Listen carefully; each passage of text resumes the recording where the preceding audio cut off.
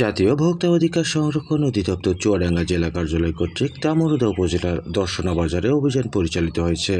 রোববার ২রা মার্চ সকাল 10:30 থেকে বেলা 12টা অবধি পরিচালিত অভিযানে ঔষধ, কসমেটিক্স, মাংস এবং নিত্য প্রয়োজনীয় পণ্যের পাইকারি ও খুচরা পর্যায়ে বিভিন্ন প্রতিষ্ঠানে তদারকি করা হয়।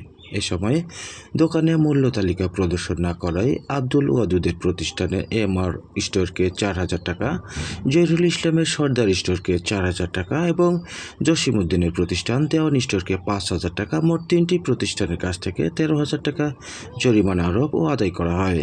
এ সময় সকলকে ন্যায্য মূল্যে পণ্য বিক্রয়, অবৈধ মজুত না করা, সঠিকভাবে মূল্য তালিকা প্রদর্শন, ক্রয় বিক্রয়, ভাউচার সংরক্ষণ ও মেয়াদোত্তীর্ণ পণ্য বিক্রয় না করার বিষয়ে নির্দেশনা প্রদান করা হয়।